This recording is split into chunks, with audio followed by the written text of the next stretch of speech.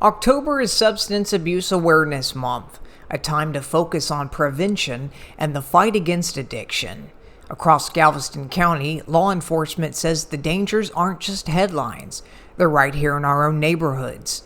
KGTX 7 sat down with Kemah Police Chief Raymond Garivey to talk about what his officers are seeing and how the community can take action. The types of drugs that we deal with here in Kemah, they vary. Opioid, marijuana, cocaine. We've had a couple of arrests regarding meth. When you're an entertainment community, you tend to see a lot of mixture of alcohol with these types of drugs. Chief Garivey says fentanyl remains one of the most dangerous trends, deadly and increasingly common across the county. We deal with it 4 or 5 times a year. We know that we're missing some of it. They're trying, the cartels, the drug dealers, they're trying to get that stuff into our communities to poison our kids, to poison our moms and dads, to poison our nephews and nieces. It is a big trend. It's probably the number one thing we're dealing with, obviously. To fight back, officers in Kemah and many other places carry Narcan, the life-saving nasal spray that can reverse overdoses in many cases, and it's now available in many public places, from police cars to local businesses. We keep Narcan in our police vehicles, not just to help someone that's having an overdose from it, but to help our own officers who run into this stuff, that happen to have to inhale this stuff dealing on a call.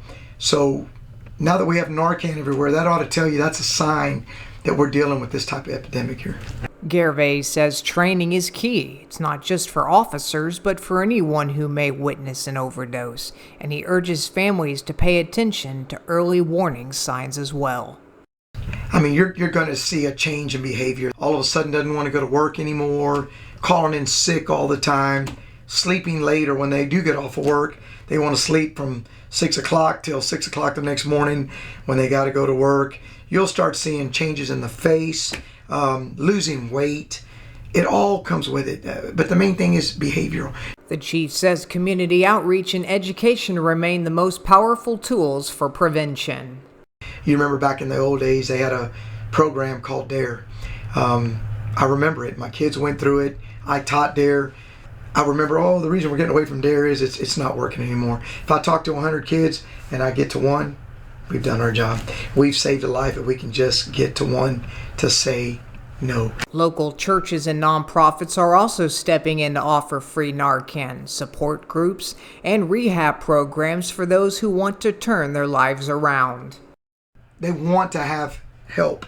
They want to seek help.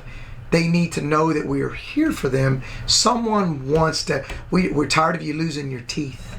We're tired of you looking sick. We're tired of you dropping 50 pounds in 2 months. The next step is death. And we're here to help you find that help, go the right direction. Just ask for it. In Kemah, I'm Stephen Bernardoni for KGTX 7 News.